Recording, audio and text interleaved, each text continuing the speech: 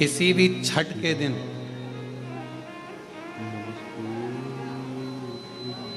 चाहे अंधेरी की छठ हो, चाहे उजाले की छठ हो, किसी भी छठ के दिन अगर षडानंद कार्तिकेय जी महाराज का नाम लेकर 6 बेलपत्र और उस 6 बेलपत्र पर 6 दुर्वा,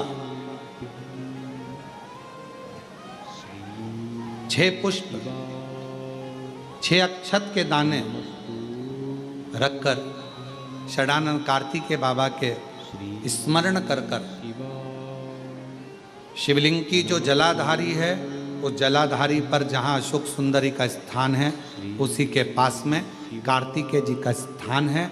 किसी भी छठ पर यदि आप बाबा को वो बेलपत्र, वो दुर्वा, वो पुष्प, वो अक्षत का दाना 6 समर्पित करते हैं, किसी भी छठ के दिन, षष्ठी के दिन स्कंद भगवान का नाम लेकर, स्कंदेश्वर बाबा का नाम लेकर, कार्तिकेय बाबा का नाम लेकर यदि समर्पित करते हैं तो जिंदगी में कितना भी कर्जा हो, वो कर्जा 3 महीने के अंदर समाप्त होता ही है। कितना भी कर्जा, साथ में आपका परिश्रम, साथ में आपकी मेहनत और आपकी दृढ़ता। क्या होता है, लोग सोचते हैं कि हमने शंकर जी को बेलपत्र समर्पित कर दी तो कर्जा चूकेगा, पर साथ में मेहनत भी करना।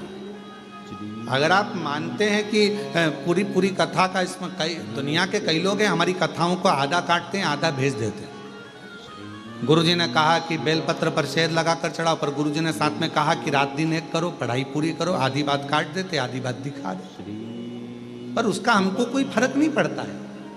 आग लगे बस्ती में अपन रहो, उसका हमको कोई फर्क नहीं पड़ता, क्योंकि दुनिया का काम है गलत चीजें जनमानस में देना, जिससे बदनामी हो, अब शब्द बोले जाएं, ताने दिए जाएं, गालियां दी जाएं। ये दुनिया की रीति है।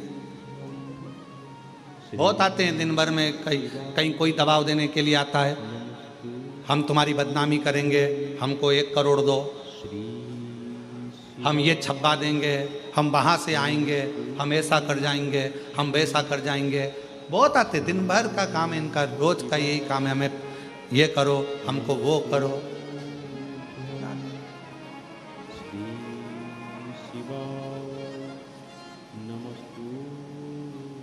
शिव तत्व है। दबाव देने वाले ढेर मिलेंगे, अपशब्द कहने वाले ढेर मिलेंगे, ताना देने वाले ढेर मिलेंगे, पर आप अपनी पूर्ण ऊर्जा के साथ में शिव महापुराण की कथा कथी है।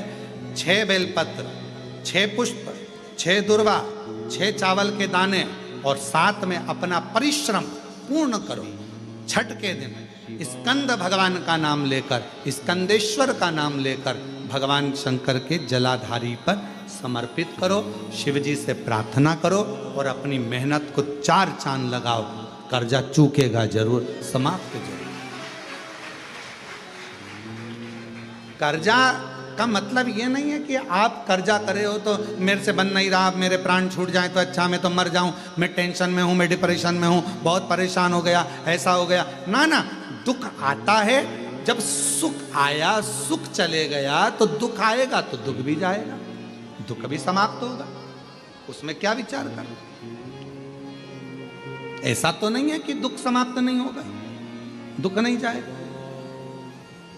सुख आया है, जब हमारे अच्छे दिन अगर समाप्त हुए हैं तो दुख भी समाप्त जरूर होगा, फिर वापस सुख आएगा। थोड़ा हिम्मत, थोड़ा धैर्य, थोड़ा हृदय पर भाव एकाग्रित करो कि नहीं नहीं, मेरा शंभु, मेरा शंकर, मेरा त्रिकालदर्शी, मेरा कैलाशी, मेरा अविनाशी, मेरा शिव मेरा दुख काट। अब व्यक्ति क्या करता है कि जब दुख आता है ना तो बहुत घबरा सा जाता, बहुत घबराता, बहुत टेंशन हो जाती। एक पत्र में एक बहन ने लिखा, कितनी सुंदर बात लिखी, देखो। मेरा नाम प्रतिभा सक्सेना है, हम कायस्थ समाज से हैं, बांस बरेली उत्तर प्रदेश से आई हैं। कहीं बैठी हो तो हाथ हिला सकती हैं। मेरा नाम प्रतिभा सक्सेना है, हम काय समाज से बांस बरेली उत्तर प्रदेश से आई हूँ। एक लोटा जल का मैं क्या बखान करूं गुरुदेव। जनवरी 2024 में मेरे पति की तबीयत बिगड़ने लगी। डॉक्टरों को दिखाया, जांच में पता चला कि मेरे पति का लीवर पूरी तरह से डैमेज हो गया है और पूरा सड़ चुका है, गल गया है। दिल्ली, लखनऊ, बरेली 40 से अधिक डॉक्टरों को दिखाया, सभी ने कह दिया इनको घर ले जाओ, ये केवल 8 से 10 दिन के मेहमान हैं, इनको घर ले जाओ, ये केवल 8 से 10 दिन रहेंगे। गुरुदेव, तब मेरी बड़ी बहन श्रीमती संतोष सक्सेना हमें सीहोर बाबा के धाम कुबरेश्वर धाम लेकर आ गई। रुद्राक्ष दिलवाया, कहा इसका जल रोज पिलाओ। मैं रोज 1 लोटा जल मंदिर पर चढ़ा जाती और उसको लेकर आकर अपने पति को पिला देती। गुरुदेव, फरवरी, मार्च, अप्रैल 3 महीने हम बाबा का रुद्राक्ष का जल देते रहे। डॉक्टर ने तो कह दिया था कि 8 से 10 दिन में चले जाएगा, पूरा लीवर सड़ चुका है, इसको घर ले जाओ, कोई इलाज नहीं। हम उसको घर ले आए, पर 3 महीने, क्योंकि कहते हैं कि कुबरेश्वर धाम आने वाले की झोली बाबा 3 महीने में भर देता है। हमने भी फरवरी, मार्च, अप्रैल 3 महीने रुद्राक्ष का जल दिया, बाबा के भरोसे चले।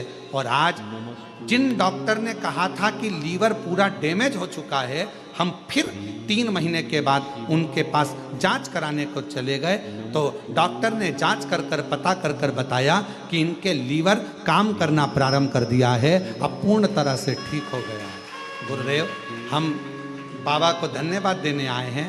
आज डॉक्टर भी हैरान है कि ये कैसे हो सकता है, इतना सड़ा हुआ लीवर, गल चुका, सड़ चुका, वो काम कैसे करेगा। ये डॉक्टर आश्चर्य करते हैं दिल्ली के, हम क्या कहें। और हम तो बाबा से चलते हैं,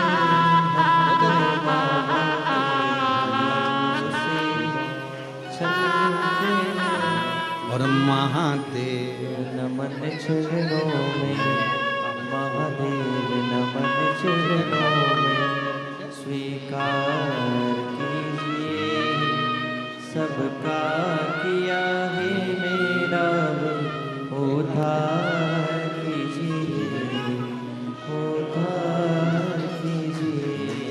है त्रिपुंडधारी, है त्रिशूलधारी, है त्रिपुंड,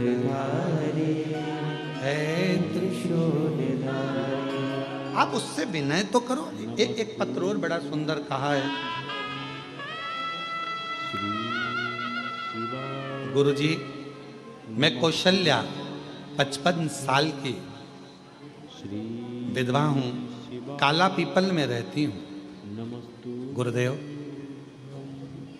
2020 में लड़की की शादी खंडवा कर दी। लड़की बोली, मम्मी आपके पास में कुछ भी नहीं है, रोज थोड़ा सा गेहूं लाती हो कहीं से, रोटी बनाकर खा लेती हो। मेरी सास सीहोर वाले पंडित जी मिश्रा जी को सुनती है, सीहोर तो काला पीपल के पास है माँ, तू जाया कर। गुरुदेव, मेरी बेटी ने कहा तो मैं आपको जानती नहीं थी गुरुदेव, तब मैं पहली बार मोबाइल पर देखकर कुबरेश्वर धाम आई और बाबा का जल चढ़ाया। गुरुदेव, मेरे 5 किलो गेहूं लाने के लिए भी धन नहीं था कि 5 किलो गेहूं में लेकर आ सकूं, मेरी सामर्थ्यता नहीं। पर जब से मेरे बाबा के धाम पर आती हूँ, आज मैं 5 कुंटल गेहूं की रोटियां बनाकर दूसरे को खिलाने की सामर्थ्यता रखती हूँ। गुरुदेव, आज मैं 5 कुंटल आटा का भी लाकर लोगों को भोजन कराने की सामर्थ्यता रखती हूँ। गुरुदेव, 10 साल से मुझे खांसी की बीमारी थी,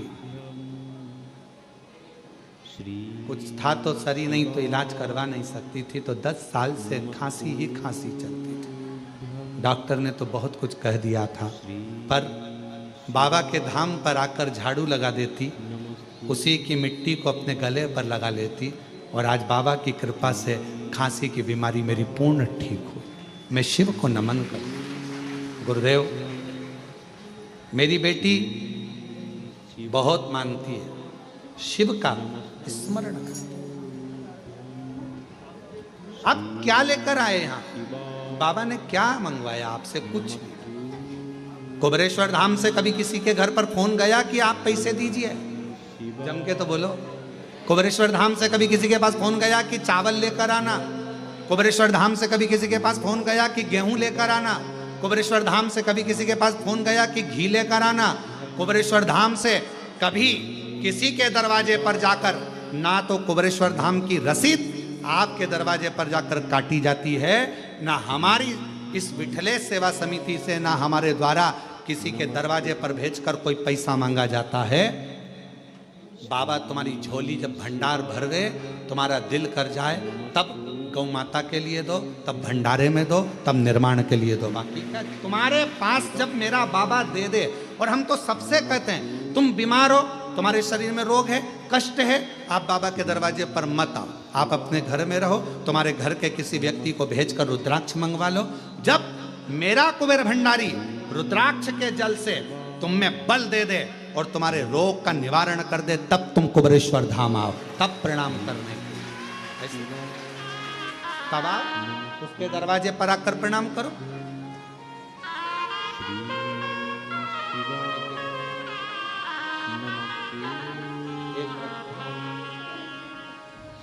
तब तुम बाबा के धाम आओ।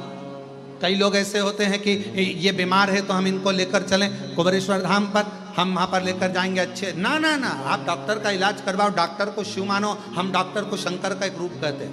और घर का व्यक्ति आए, रुद्राक्ष लेकर जाए और उनको दे जल, शिव जी को चढ़ाकर तांबे के कलश में गलाकर शंकर को चढ़ाओ, वो जल दो आचमन करना। और जब वो ठीक हो तब लेकर स्वस्थ। श्री शिवा नमस्तु। शिव के आश्रित होकर चलो, भगवान के आश्रित। नमस्तु श्री शिवा। कुबेर भंडारी कहते हैं उसको, अंदर रहता है शांत आनंद में चित्त। उसका प्रतिबिंब स्वरूप कंकर शंकर की शिला रखी रहती है। जब वो दुनिया के लोगों को रोड से उठाकर करोड़पति बना सकता है, तो हम तुम्हारे आगे क्यों हाथ फैलाएंगे? उसके आगे झोली फैलाकर ना मांग लेंगे, उससे ना कहेंगे। उसके आश्रित होकर नमस्तु आश्रित। श्री शिवा। कितनी कृपा है उसकी, कितनी कृपा। यहाँ आने वाला कभी खाली नहीं गया। हो सकता है थोड़ी फाइल मोटी होगी तो पढ़ने में समय लग रहा होगा, पर विश्वास के साथ में अगर उसके दरवाजे पर तुम आते रहे, कहते रहे, प्रणाम करते रहे, उसकी सेवा करते रहे, तो खाली तो नहीं रख सकता। एक ना एक दिन हाथ पकड़कर किस सिंहासन पर और किस गादी पर बिठाएगा तुम भी नहीं समझ पाओगे कि कहाँ बैठ गए। किस भक्ति। एक पत्र है, अच्छा है, श्री शिवा नमस्तु। श्री शिवा नमस्तु। मैं संगीता कुमावत, पति राजू कुमावत, गांव भालोट, जिला मंदसौर की, मध्य प्रदेश की रहने वाली हूँ। एक लोटा, कहीं बैठे हो तो आ सकती हैं पीछे से, एक लोटा जल का मैं क्या वर्णन करूँ। मेरे पति आर्मी में नौकरी करते हैं, उनकी ड्यूटी उधमपुर जम्मू कश्मीर में है और मैं भी उनके साथ वहीं जम्मू कश्मीर में रहती हूँ। गुरुजी, एक दिन अचानक से मेरा बेटा 9 साल का है और वो 9 साल का बेटा जो अगस्त 2024 में उसकी तबीयत इतनी खराब हो गई कि उसे हर 6 घंटे में बुखार आता रहा था, सिर दर्द करता, गुरुजी 15 दिन इलाज कराते रहे, तब भी कोई आराम नहीं मिला। फिर हम उसे आर्मी के कमान हॉस्पिटल उधमपुर में भर्ती कराया, तो भी हॉस्पिटल में 5 दिन से भर्ती रखा, तो भी गुरुजी डॉक्टर कुछ पता न कर पाए कि बीमारी क्या है। और तबीयत खराब होती जा रही थी। अचानक से ऑक्सीजन कम हो गई और ऑक्सीजन कम होते से ही उसका शरीर बिगड़ गया और उसको वेंटिलेटर पर डाल दिया गया। वेंटिलेटर पर डालकर अचानक से वेंटिलेटर पर उसको झटके आने लगे। झटके आते आते डॉक्टर ने जब इलाज करा तो कहा कि इसका ब्रेन टेस्ट करना पड़ेगा। मालूम पड़ा कि एमआरआई करा और ब्रेन में बीमारियां बता दी गई, इसलिए इसके झटके आना चालू हो गए और इसको वेंटिलेटर पर डाल दिया। मेरा 9 साल का लड़का वेंटिलेटर पर पड़ा रहा गुरुजी। हम दोनों पति पत्नी खूब रोते। बच्चा वेंटिलेटर पर, झटके आ रहे हैं, ब्रेन बेकार बता दिया डॉक्टर ने। करते क्या? आखिरी में डॉक्टर अपना काम करे। हम आपका 9:15 का एक उपाय है आपका, जो रात्रि के 9:15 पर करा जाता है। तब हमने आंवले वाला वो उपाय 9:15 का करा और जल लाकर अपने बेटे को डॉक्टर से कहा हमें वेंटिलेटर के पास जान दो, उसके शरीर में लगा लें दो। बच्चे के शरीर पर लगाया, होठों पर लगाया। लगाने के आधे घंटे बाद उसके शरीर में हलचल हुई और वेंटिलेटर पर से धीरे धीरे उसको आराम लगना प्रारंभ हो गया और डॉक्टर के कहने पर उसका ब्रेन भी काम करने लगा और उसकी छुट्टी कर दी। आज हम बाबा को प्रणाम करने के लिए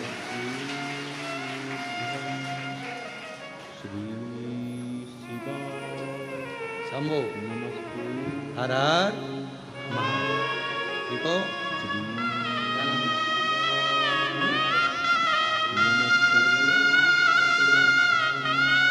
रोते नहीं, अब तो खुश हो जाए, अब रोते नहीं है।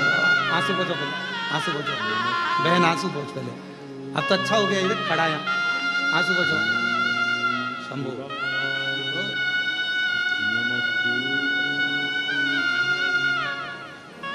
और तेरी कृपा का क्या है भरोसा, कब किस पर हो जाए जरा। रोते नहीं, अब खुश हो जाओ, उठो, आंसू पोछो, आंसू पोछ बेटा, आप भी आंसू पोछो बेटा। अच्छे खुश होकर जाओ, बाबा ठीक कर दिया, बढ़िया खड़ा दे। कृपा का क्या है भरोसा, कब किस पर हो जाए जरा हम पर कर दो, जरा हम पर कर दो। जिस पर भी हो गई तेरी कृपा करुणा, वो भव पार हुआ, भव पार हुआ। जिस पर भी हो गई तेरी कृपा करुणा, वो भव पार हुआ, भव पार हुआ। पापी हो जाए जितना उसका भी बाबा उद्धार हुआ, उद्धार हुआ। गिद्ध अजामिल गणिका जैसे तेरे मन को भा, जरा सी हम पर कर दो, जरा हम पर कर दो। तेरी कृपा का क्या है भरोसा, कब किस पर हो जाए जरा हम पर कर दो, जरा हम पर। उससे दिल से कहो, दिल से सुनता। ये दुनिया के लोगों के लिए केवल शिव महापुराण की कथा है, केवल कथा। पर हम कहते हैं ये केवल कथा नहीं है, मेरा बाबा आपके बीच में आकर आपके दिल की बात सुनता। जब आंख बंद कर कर कथा के पंडाल में बैठकर श्री शिवाय नमस्तुभ्यम कहकर आप कहते हो मेरा सब दुख काटो और मौन हो जाते हो कुछ देर के लिए, और जब उससे अपने दिल की बात कहते हो ना, तब वो 3 महीने के अंदर तुम्हारी झोली भर ही देता। इतनी कृपा,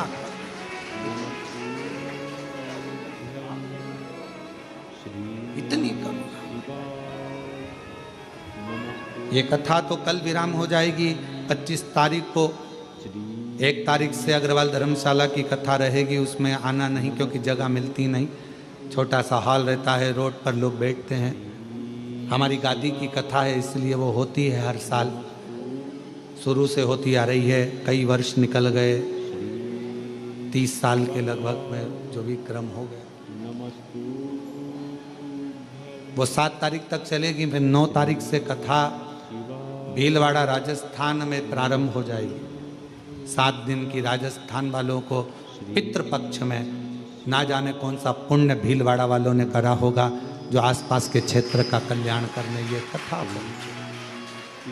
मेवाड़ की पवित्र भूमि पर वो कथा हो, मेवाड़ वासियों को आनंद फल देगी।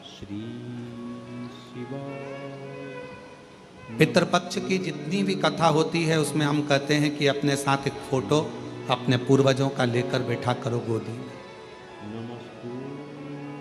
प्रयास करा। शिव कथा भगवान शंकर का प्रतिबिंब कथा,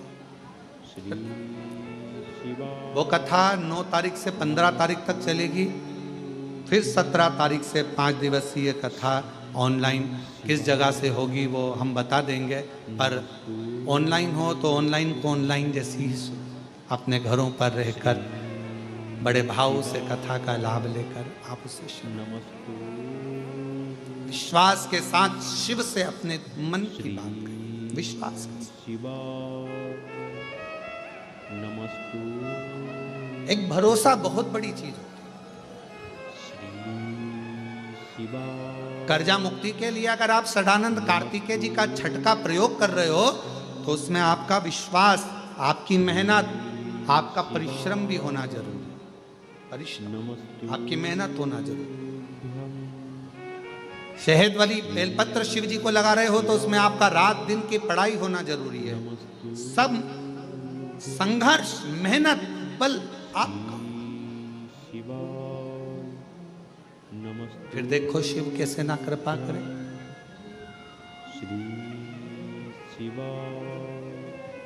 बचपन और जवानी के बीच में एक मोड़ आता है, जवानी और अधेड़ी के बीच में एक मोड़ आता है, अधेड़ी और बुढ़ापे के बीच में एक मोड़ आता है।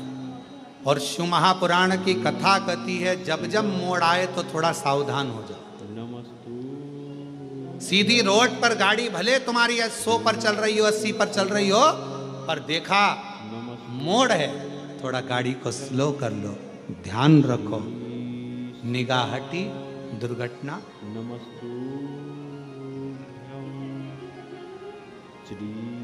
गाड़ी कहां पर लूटती है? सीधी सीधी रोड है तो गाड़ी कभी नहीं लूटी जाएगी। लूटने वाला गाड़ी को कहां लूटता है? थोड़ा मोड़ आता है, गाड़ी स्लो होती है, मोड़ पर गाड़ी को लूटा जाता है, घाटी पर गाड़ी को लूटा जाता है। इसलिए लूटने वाले वहां वहां खड़े होते हैं, सीधी रोड पर नहीं खड़े होते, मोड़ पर। उसी तरह बचपन और जवानी के बीच में एक मोड़ आएगा, जिस मोड़ पर तुम्हारे को ना जाने ऐसे ऐसे मित्र मिलेंगे, ऐसे ऐसे दोस्त मिलेंगे जो तुम्हें गलत गलत जगह पर लेकर जाएंगे। उस मोड़ पर सावधानी रखना, कहीं बिगड़ मत जाना, नहीं तो बचपन जवानी सब समाप्त हो जाएगी। अधेड़ी और बुढ़ापे के बीच में एक मोड़ आएगा, जवानी और अधेड़ी के बीच में एक मोड़ आएगा। उस मोड़ पर सावधान रहना। कई लोग मिलेंगे, हम तुम्हारे पैसे को 4 गुना कर देंगे, एक काम करो हमारी कंपनी में पैसा लगाओ। कोई कहेगा डब्बे में पैसा लगाओ, कोई कहेगा शेयर मार्केट में पैसा लगाओ, मैं तुम्हारे पैसे को 4 गुना कर दूंगा। उस मोड़ पर सावधानी रखना।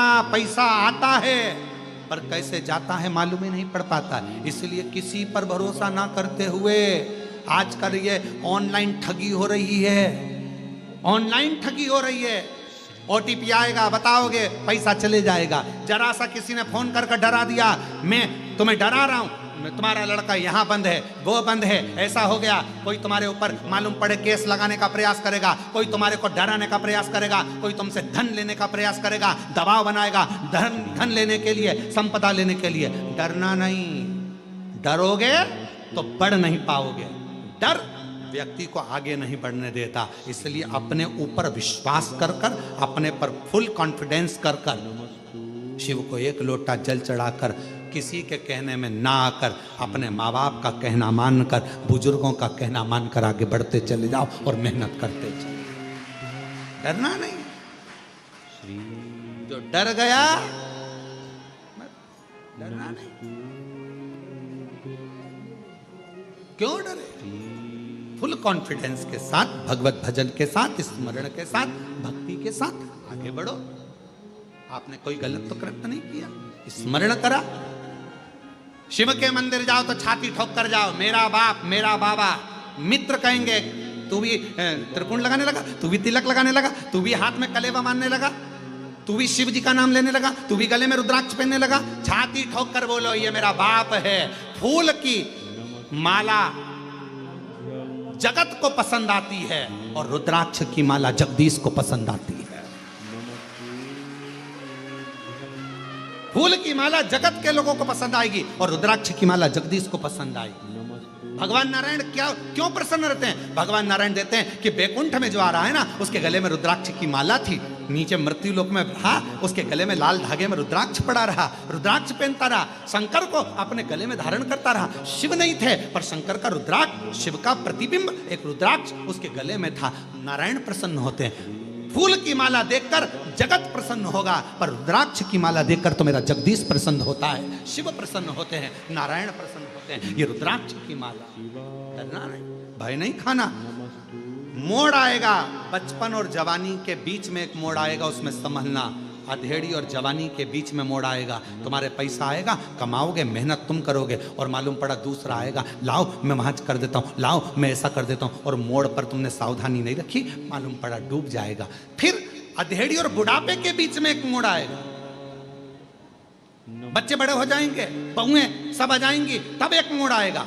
आपस में बहू तुम्हारे स्वभाव से मेच नहीं खाएगी, सास तुम्हारे स्वभाव से मेच नहीं खाएगी। दुनिया में कौन है जो किसी के स्वभाव से मेच खाता है? 5 उंगली अपने हाथ की मेच नहीं खाती, अपने हाथ की उंगली मेच नहीं खाती, घर में सगे भाई मेच नहीं खा पाते, तो फिर सास बहू का मेच कैसे खाएगा? पर हमारी सास, हमारी बहू, हमको मेच कर कर चलना है, सावधानी से चलना है। मोड़ आया है, थोड़ा विवाद बढ़ेगा, क्लेश बढ़ेगा, पर उस मोड़ पर सावधानी रखना, क्लेश ना करते हुए थोड़ा अपनी बुद्धि से निकालते जाना और आगे बढ़ते चले जाना। ये वो मोड़ हैं जहां हम बर्बाद हो सकते हैं, तो अपने आप को संभालो, अपने आप को। कोई कहे ना ना, छाती ठोक कर कहो, क्यों मंदिर जाते हो? हाँ जाते, शंकर जी के मंदिर जाते हो? हाँ। श्री शिवाय नमस्तुभ्यम कहते हो? क्या सियोर वालों के चेले? नहीं, भले चेले नहीं है, पर शंकर का नाम लेने में पीछे नहीं हटते। श्री शिवाय नमस्ते, हम क्यों ना बोले श्री शिवाय नमस्तुभ्यम? कई लोग कहे मंत्री नहीं है, मत होने दे, तू शिवपुराण पढ़ ले। हमने तेरे से पूछा क्या, हम क्या बोलेंगे? मेरे माँ बाप ने मुझे जन्म दिया, तूने तो नहीं दिया। मेरे माँ बाप ने मेरी परवरिश करी, तूने तो नहीं करी। मेरी पढ़ाई का खर्चा मेरे माँ बाप उठाते, तू तो नहीं उठा रहा। मेरा खाना पीना मेरा पति और मेरे माँ बाप करते हैं, तू तो नहीं देता। तो फिर मैं तुझसे क्यों पूछूं कि मैं श्री शिवाय नमस्तुभ्यम जपूं कि नहीं जपूं? मेरी मर्जी, मेरा मन, मेरा मन। मेरा घर तू चला रहा है क्या? मुझे तू पढ़ा रहा है क्या? मेरे घर का खर्चा तू उठा रहा है क्या? मेरा कपड़ा तू दिला रहा है क्या? मेरे हाथ की घड़ी तू दिला रहा है क्या? तू मेरा खर्चा उठाना चालू कर। एप्पल का मोबाइल दिला, हैंडसेट दिला, मैं श्री शिवाय नमस्तुभ्यम नहीं बोलूंगा, तेरा नाम बोलने लगूंगा, उसमें कोई सी दिक्कत वाली बात है? मेरे घर का खर्चा तू उठा ले। जब मेरे घर का खर्चा मेरा महाकाल उठा रहा है तो श्री शिवाय नमस्तुभ्यम बोलूंगा। कर ले जो मेरा मन, मेरा शिव। तू तो खर्चा नहीं उठा रहा, मेरे माँ बाप ने उठाया। मेरे पढ़ाई का खर्चा, मेरी मम्मी मुझे गोदी में लेके बैठी रही, मुझे टीका लगा, इंजेक्शन, मेरी माँ रात भर नहीं सोई, मेरे पापा नहीं सोए। मेरा खर्चा मेरे माँ बाप उठाएं, पढ़ाई का खर्चा माँ बाप उठाएं। और सुनूं तेरी कि ये मत बोलो, वो मत बोलो, ऐसे पानी मत पियो, वैसे पानी मत पियो, मंदिर मत जाओ, बेलपत्र मत खाओ, ये मत करो, वो मत करो। मेरा मन, मैं अपनी खुशी से जिंदगी जीता हूं, किसी के अधीन होकर नहीं जीता। इसलिए श्री शिवाय मेरा मन। भगवत भजन में पीछे नहीं। रुद्राक्ष पहनो तो शान सत्ता से पहनो, मेरा रुद्राक्ष मेरा शिव मेरे करीब है। शंकर माता पिता कितना बल देते हैं। आपने थॉमस की कथा सुनी है? थॉमस की कथा सुनी है आपने? थॉमस की, एक बालक था थॉमस, स्कूल में पढ़ता था, छोटा सा था। स्कूल के टीचर ने उसको बुलाया, एक पत्र पकड़ा कर दे दिया कि ये तुम्हारे घर पर दे देना माँ बाप को। थॉमस पत्र लेकर अपने घर चले गया, मम्मी को कहा माँ ये पत्र टीचर ने दिया। टीचर माँ ने कहा ला मुझे दे पत्र। पत्र को माँ ने पढ़ा, अपने बच्चे को गले लगाया, गले लगाकर माँ बोली बेटा थॉमस। हाँ माँ। जी माँ। माँ पत्र में टीचर ने क्या लिखा है? माँ बोली बेटा टीचर ने लिख के दिया है तुम्हारा बच्चा पढ़ने में बहुत होशियार है, बहुत विद्वान है।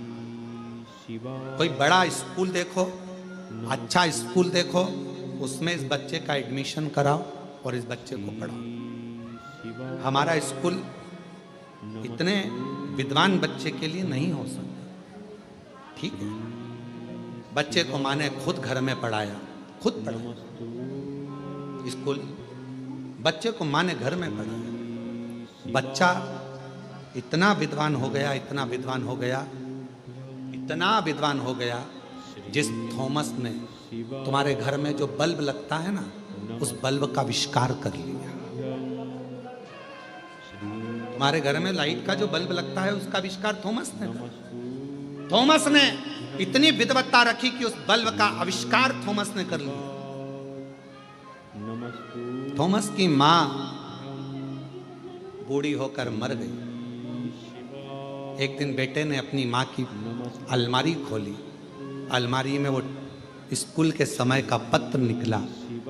पत्र को बच्चे ने पढ़ा तो उस पत्र में लिखा था कि तुम्हारा बच्चा मंद बुद्धि है, ये बच्चा मंद बुद्धि है, हमारे इतने अच्छे स्कूल में इस बच्चे को हम नहीं रख सकते, ये मूर्ख है, मंद बुद्धि है, इसमें दिमाग नहीं है, इस बच्चे को किसी पागल खाने में डाल दीजिए।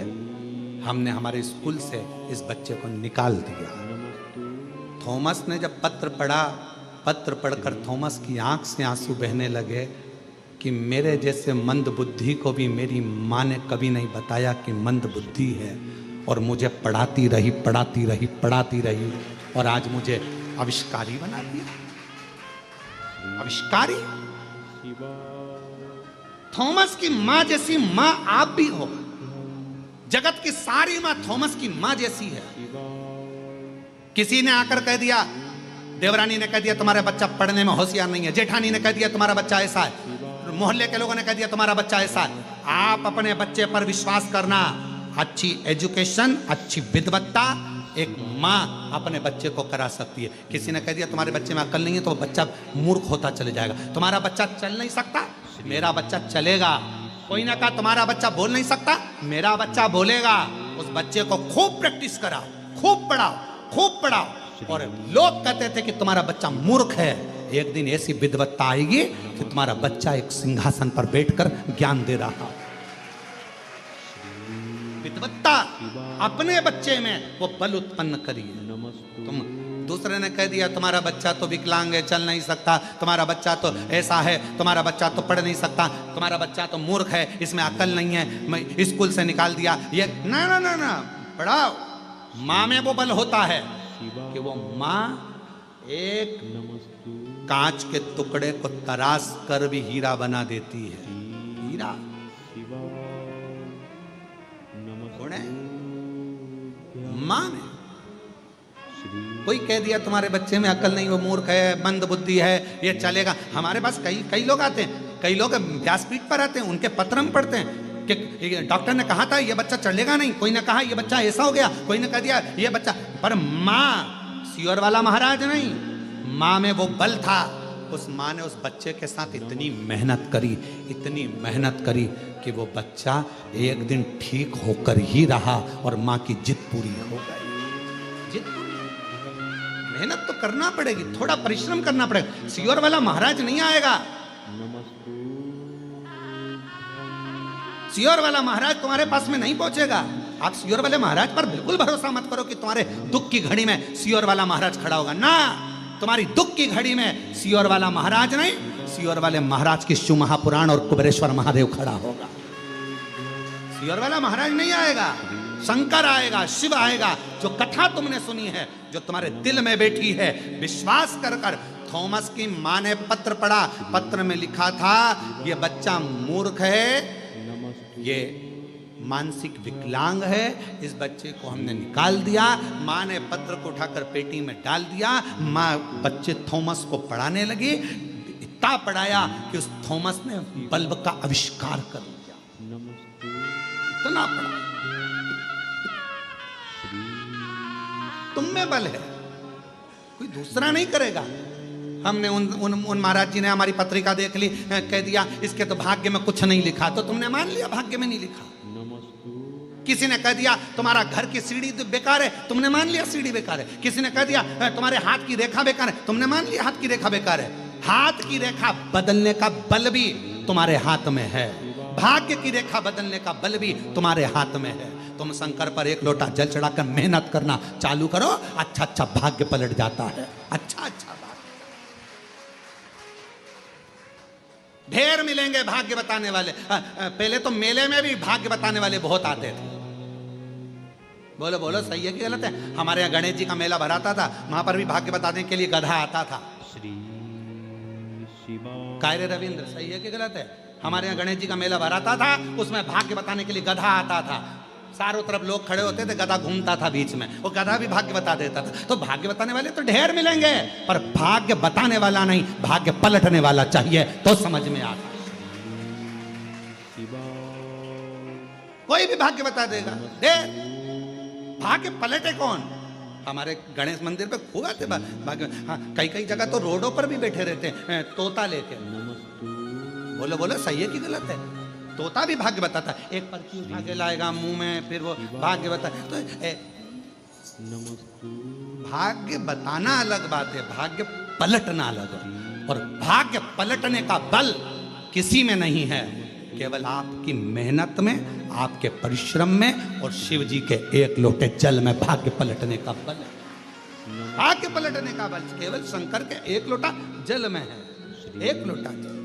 इसलिए महादेव नमन चरणों स्वीकार कीजिए, सबका किया है मेरा भी उद्धार कीजिए, उद्धार है त्रिपुंडधारी, है त्रिशूलधारी, है त्रिपुंडधारी, है त्रिशूलधारी।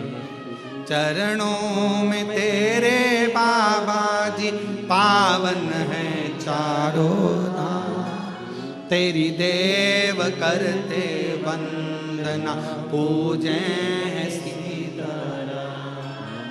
हो जाए पूरी कामना, हो जाए पूरी कामना, उपकार कीजिए, सबका किया है मेरा उद्धार कीजिए, उद्धार है त्रिपुंडधारी, है त्रिशूलधारी, है त्रिपुंडधारी, है त्रिशूलधारी।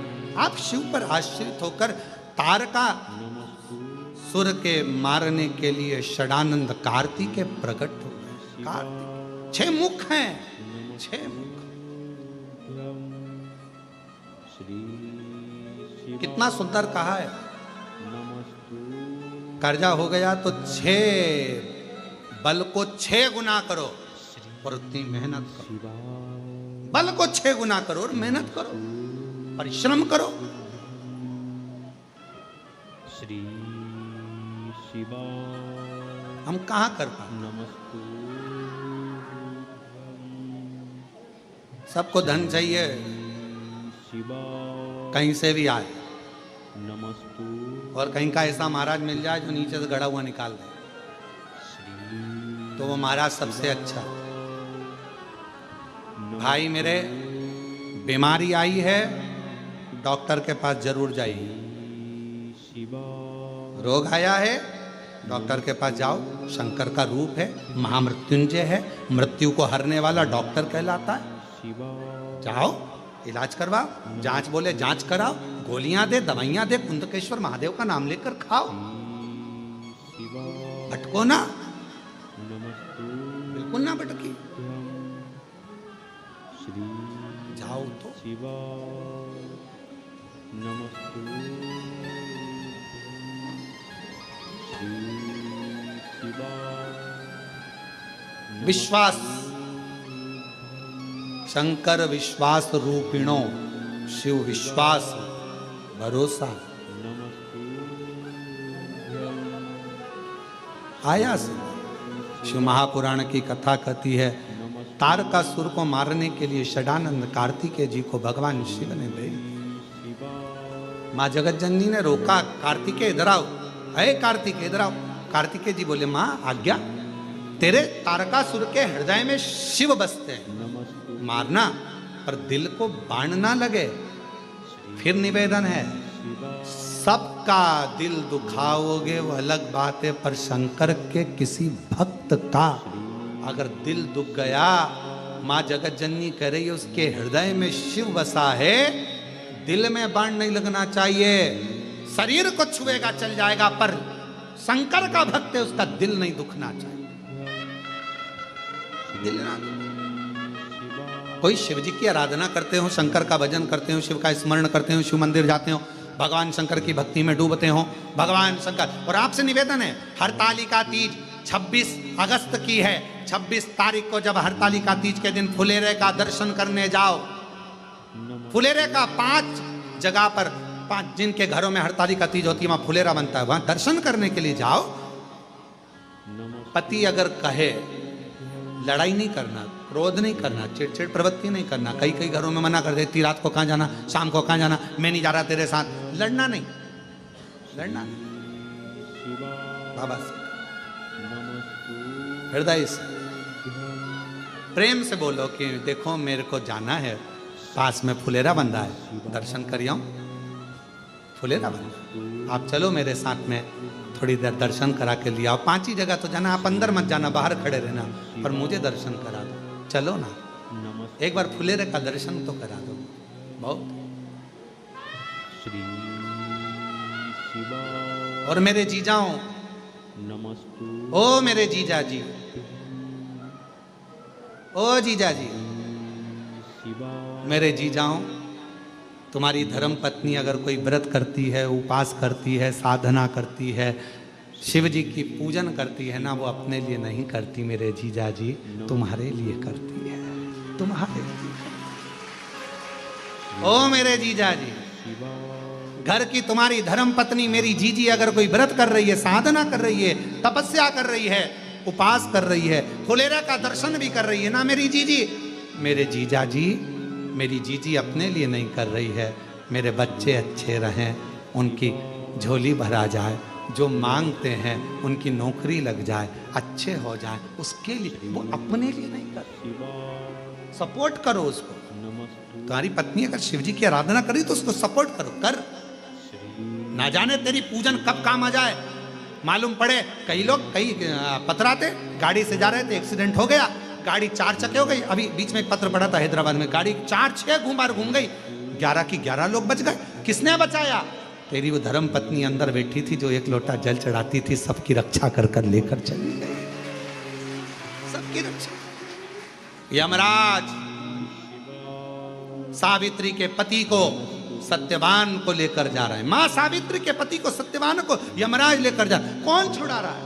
पिताजी तो नेत्र से भी, मां नेत्र से भी, घर पर पति की शव पड़ा है, बट वृक्ष की छांव में, बट वृक्ष की छांव में पति का शव पड़ा। क्या करा था सावित्री ने? सामने देखा यमराज को अपने पति के प्राण ले जाते हुए, और सावित्री ने उसी समय पर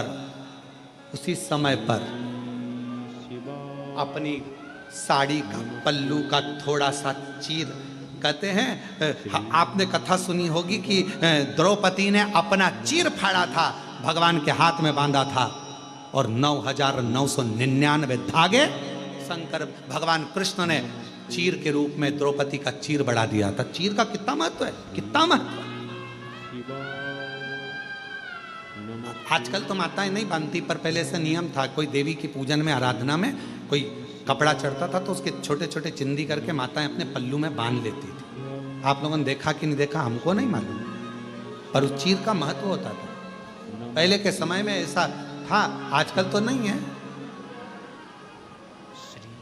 शुभ शकुन में कोई माता की पूजन है, कोई सुहागिल है, कोई कार्य है, तो उसमें अपने कपड़े में वो चीर छोटा सा बांध लेती, धागा बांध लेती। क्यों? कहां से आया नियम? द्रौपदी ने अपना चीर फाड़ा, और द्रौपदी ने चीर फाड़ कर भगवान कृष्ण के हाथ में बांधा, तो 9,999 धागे, भगवान ने 9,999 वस्त्र दे दिए। सावित्री का पति, माता सावित्री के पति सत्यवान के प्राण चले गए, यमराज लेकर जा रहे हैं। सावित्री उनके पीछे जाती तो सावित्री को लगा मेरे पति का शव पड़ा है, कोई जीव आ जाएगा, पशु आ जाएगा, पक्षी आ जाएगा, मेरे पति को नोच नोच कर खा जाएगा। अगर मैं यमराज के पीछे चली गई, मेरे पति के इस शरीर को बचाएगा कौन? प्राण लेकर भी आ गई तो शरीर तो अच्छा रहे तो प्राण काम की, शरीर ही नहीं रहेगा तो प्राण किस काम की? क्या करा जाए? सावित्री ने अपने साड़ी के पल्लू में से चीर फाड़ा, पति के ऊपर वो चीर डालकर चली गई। वो चीर नहीं था, सावित्री का कवच पति की बॉडी पर पड़ा हुआ था। सावित्री का कवच पति की बॉडी पर पड़ा हुआ था, चीर नहीं था। सावित्री यमराज के पीछे, सत्यवान नीचे। यमराज ने कहा सावित्री को, जाओ जाओ नीचे, पति का अंतिम संस्कार करो, तुम्हारा पति का शरीर कोई जीव जंतु खा जाएगा। पढ़िएगा जरा कथा को, पढ़िएगा सावित्री की कथा को पढ़ना कि यमराज क्या क्या बोलता है। तुम्हारे पति को पशु पक्षी खा जाएगा, कोई जीव जंतु खा जाएगा, कोई पक्षी खा जाएगा, जल्दी से जाकर उसका अंतिम संस्कार करो। सावित्री हंसते हुए बोलती है, ए यमराज, तुम कहते हो कि मेरे पति का शरीर पशु पक्षी खा जाएगा? दम चाहिए।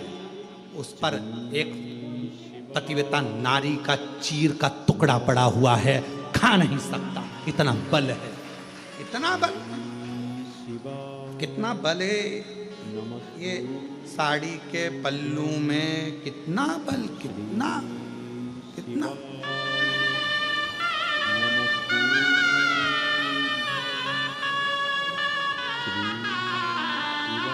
सिर पर, जिस नारी के सिर पर पल्लू होता है, किसी पुरुष की हिम्मत नहीं हो सकती कि वो घूर कर देख ले या गलत दृष्टि से देख ले। दम चाहिए, दम, दम चाहिए। घूर कर देख, दम चाहिए। सिर का पल्लू इतनी महत्वता रखता है। सौभाग्यवती नारी, पतिव्रता धर्म का पालन करने वाली नारी के चीर में, वस्त्र में, उसके आभूषण में, उसकी नयनों में वो तेज होता है कि किसी की सामर्थ्यता नहीं होती कि उससे भिड़ जाए। तेज।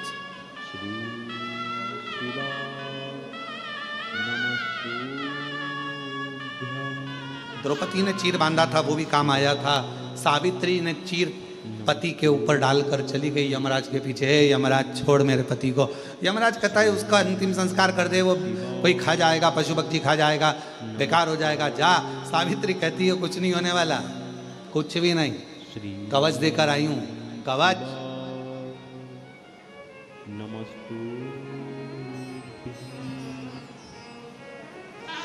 बीमारी के समय पर, दुख की घड़ी में, तकलीफ के समय पर, अगर एक धर्म पत्नी जिसने भगवान शंकर को एक लोटा जल चढ़ाया है, शिव का श्री शिवाय नमस्तुभ्यम कहा है, शंकर पर भरोसा करा है, तो वो नारी का भरोसा इतना प्रबल होता है। तुम चिंता मत करो, कुछ नहीं हुआ, तुमको ठीक हो जाओगे। लीवर खराब हुआ है, किडनी बेकार हुई है, थायराइड हुआ है, कोई बात नहीं, अटैक आया है, काय को चिंता करते हो, मैं हूं ना, तुम तो अपना आराम करो, मैं हूं ना, सब कर लूंगी, सब देख लूंगी, सब तो चिंता मत करो, तुम बैठो। क्यों चिंता करते हो? नमस्तु पति को बल देती है, ऊर्जा देती है, ऊर्जा। श्री शिवाय नमस्तु हमें सूरत की कथा याद आ गई। सूरत में शिवाय निकिता बेन नमस्तु अगर सुन रही होगी तो वो याद करेगी। सूरत में कथा कर रहे थे। निकिता बेन, नमस्तु पति विदेश में था, इंडिया आ गया था। इंडिया आ गया तो वहाँ की नौकरी छूट गई और पति ने जिद पकड़ी अपनी पत्नी से कि मुझे वापस विदेश जाना है। पत्नी बोलने लगी तुम चिंता मत करो, मैं तुम्हें पहुंचा के रहूंगी। पति मुस्कुरा कर बोला अपनी धर्म पत्नी से, तू तो ऐसी बोल रही है कि जैसे सब तेरा ही राज चल रहा है। निकिता बेन बोली तुम चिंता मत करो, मैं पहुंचा के रहूंगी, तुम टेंशन क्यों लेते हो। नमस्तु अप्लाई करो, फॉर्म तुम भरो, अप्लाई तुम करो, तैयारी तुम करो, बाकी का मैं सब पहुंचा दूंगा। पति फॉर्म पर फॉर्म भरता रहा, अप्लाई करता रहा, कुछ नहीं हुआ, कुछ। नमस्तु निकिता बहन ने कहा अब एक काम करो, सब कुछ करके देख लिया, अब तुम मेरे साथ शंकर जी के मंदिर चला करो, एक लोटा जल चढ़ाया करो।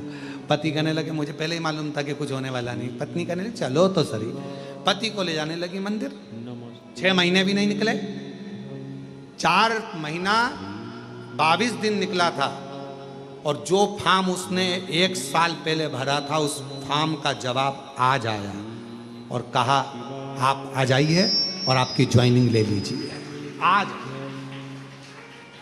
पत्नी कहने लगी देखा, फाइल जब कोई नहीं निपटाता तो महादेव निपटाता, उसके पास छोड़ो, उसके यहाँ झाड़ू लगाओ, पोछा लगाओ। अपने यहाँ कोई झाड़ू पोछा लगाता है तो अपना मन कर जाता है इसको समोसा दे दें खाने के लिए। बोलो बोलो सही है कि गलत है? अपने यहाँ कोई झाड़ू पोछा लगाता है तो मन कहते बेचारा इतना काम कर रहा है रे। शादी में अपने यहाँ कोई काम करता है, कोई रिश्तेदार काम करता है तो मन में आ जाता है कितना काम कर रहा है, जाएगा ना जब मैं इसको कपड़े दिला दूंगी एक जोड़, कितना काम कर रहा है बेचारा, इतना लगा।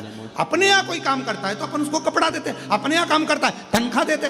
तो तुम शंकर जी के मंदिर में जाकर झाड़ू पोछा करोगे तो तनख्वाह ना देगा? वो भी तो तनख्वाह देगा,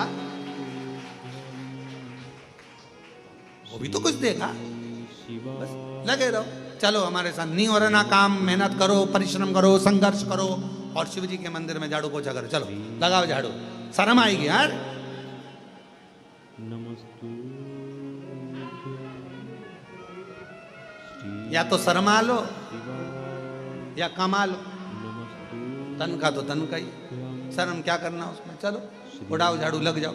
शिवाय बहुत माताएं आती हैं, बहुत भाई आते हैं, खाली बोतल पड़ी रहती है उसको उठा के डस्टबिन में डाल देंगे, पॉलीथीन पड़ी है उसको उठाएंगे, कुबरेश्वर धाम में कचरा बीन बीन के इकट्ठा कर कर एक जगह पर बोरी में भर के रख देंगे। बहुत आते, बहुत बहुत सेवा करते, बहुत लगे रहते। कोई भोजनशाला में लगा झाड़ू लगा रहा है, कोई भोजनशाला में खड़ा अपनी व्यवस्था कर रहा है। यहाँ व्यवस्था करने में ज़्यादा लोग नहीं, आप लोग खुद करते हो व्यवस्था। भोजनशाला की लाइन कोई लगा रहा है, कोई खड़ा हो गया तो बिठाने के लिए कोई आपके बीच में से ही खड़ा हो गया, चलो बैठ जाओ, हम बिठा रहे हैं ना, तो तुम क्या कार्यकर्ता हो? भले नहीं है, हम शंकर जी के बेटे हैं, तुम बैठो। हमारे बाप के घर में आए हो ना, बैठो नीचे, बैठो बैठो नीचे। कोई नहीं करेगा, तुम्हें खुद करना है, कोई नहीं करने वाला, अपना खुद को देखना है, कोई नहीं देखने वाला। श्री शिवाय नमस्तु कहाँ जा रही हो? सीहोर। श्री कौन जा रहा है तुम्हें छोड़ने? कोई नहीं, नमस्तु सब आखिरी में जाएंगे छोड़ने, शिवाय मेरे साथ कोई नहीं जाना। क्या करेगी? मांग के लाऊंगी बहुत सारा। श्री अच्छा, शिवाय कोई पहचान वाला रहता है सीहोर में, उसके घर तो कभी नहीं जाऊंगी। श्री जो पहचान वाला रहता है उसके घर कभी नहीं जाऊंगी। कुबरेश्वर धाम का नियम है, स्टेशन पे उतरो, ऑटो में बैठो, 30 रुपये 40 रुपये जो भी लगता है, 50 रुपये जो भी लगता है, सीधे अपने बाप के घर, बाबा के घर, बाबा के घर से निकले सीधे स्टेशन। हमारे बाप ने क्या दिया किसी को बताएं काय को जाते जाते? 3 महीने बाद बताऊंगी आके कि क्या क्या मिला है। क्यों भटको? कोई कहेगा यहाँ चलो, कोई कहेगा वहाँ चलो, ऑटो वाला कहेगा हम तुम्हें यहाँ ले चलते हैं, ऑटो वाला कहेगा हम तुम्हें वहाँ ले, नहीं नहीं हमें नहीं जाना, तू घूम ले, हमें नहीं जाना, हमें जाना ही नहीं, हमको तो हमारे बाप के घर लेके चल, हमें नहीं जाना, जा मैं ही लेके चल। अरे मैं यहाँ ले चलता हूँ, बहुत अच्छी जगह, बहुत बढ़िया, घुमा के लाता हूँ। नहीं नहीं, हमें जाना ही नहीं, हमें तो हमारे बाप के घर जाना, हमें तो कुबेरेश्वर धाम जाना, नहीं जाना, हमें कहीं पे नहीं जाना, तो नहीं जाना।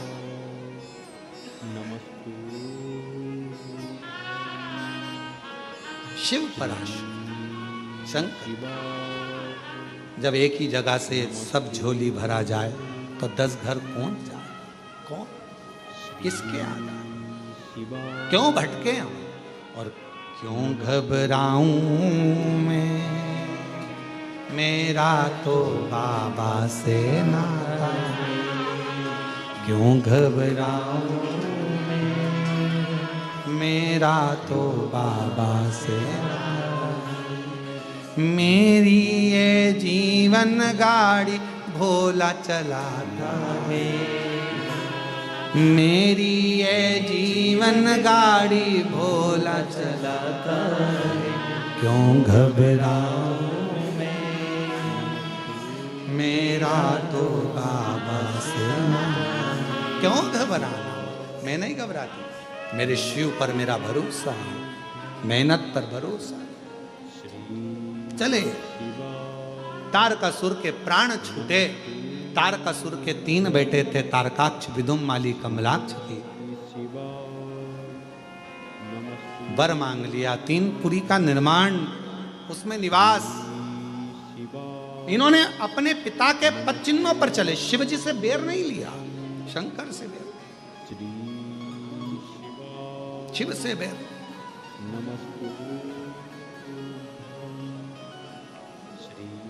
शंकर से कोई बेर नहीं, इन्होंने भगवत स्मरण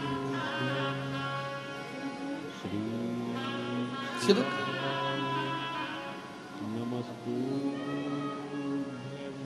और मेरी किस्मत का जब गुल खिला, तब जाकर के दर मिला हो, मेरी किस्मत का जब गुल खिला, तब जाकर के ये दर मिला। मिल गई मुझको रहमत तेरी, मिल गई मुझको चौखट तेरी। सबसे बढ़िया है सबसे हरी, ओ भोले बाबा तेरी नौकरी। सबसे बढ़िया है सबसे हरी, सबसे बढ़िया है सबसे तेरे दरवाजे की चाकरी। सबसे बढ़िया है सबसे। जब से तेरा गुलाम हो गया, तब से मेरा भी नाम हो गया। जब से तेरा गुलाम हो गया, तब से मेरा भी नाम हो गया। वरना औकात क्या थी मेरी, वरना औकात क्या थी मेरी। सबसे बढ़िया है सबसे हरी, भोले बाबा तेरी नौकरी। सबसे बढ़िया है सबसे, सबसे बढ़िया है सबसे। शिव कृपालु शंकर भगवान के 3 कृपा के पात्र हो गए और उनके उद्धार के लिए तारकासुर के पुत्र तारकाक्ष, विदुम्माली, कमलाक्ष के उद्धार के लिए शिव पशुपति नाथ बन गए, जिन्होंने उद्धार किया। समय आया भगवान श्री गणेश जी महाराज का मंगल विवाह सुंदर आनंद के साथ, रिद्धि सिद्धि के साथ होना है। क्यों? गणेश जी का विवाह करना जरूरी है। क्यों? क्योंकि माँ जगतजननी चाहती हैं कि हमारे घर में बहुएं आए। बहू, ऐसा कौन है जो अपने घर में बहू नहीं लाना चाहता? सब लाना चाहता। और बहुता के साथ मेरा बहुओं से निवेदन है, हर सास बहू को बहुत प्रेम के साथ में लेकर आए, और बहू भी सास को बहुत प्रेम दे, और सास भी बहू को बहुत प्रेम दे। बहुत आई भगवान श्री गणेश जी आ रहे हैं रिद्धि सिद्धि को लेकर। जोरदार ताली बजाकर स्वागत करिए। भगवान श्री गणेश जी महाराज रिद्धि सिद्धि के साथ पधार रहे हैं, सुंदर आनंद के साथ। कल कथा का समय यही 1 बजे से 4 बजे तक रहेगा। 9 तारीख से भीलवाड़ा राजस्थान में शिव महापुराण की कथा होगी। बड़े भाव से आप और हम श्रवण करेंगे। सुंदर भीलवाड़ा के आसपास के सभी क्षेत्रवासी बड़े आनंद के साथ भीलवाड़ा राजस्थान की पवित्र कथा का लाभ लें, अपने जीवन को धन्य बनाएं। पितृपक्ष की वो कथा रहेगी जो 9 सितंबर से 15 सितंबर तक चलेगी। श्री गणेश जी महाराज के गले में रिद्धि सिद्धि जयमाला दे रही हैं। जोरदार ताली बजाकर स्वागत करिए।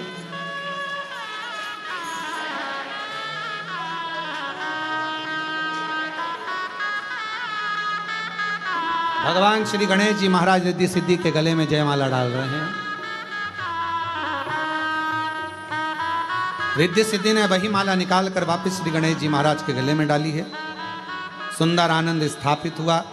गणेश जी महाराज ने दोनों हस्त कमल रिद्धि सिद्धि के गले में दिए हैं और बड़े आनंद के साथ में विराजमान हुए हैं।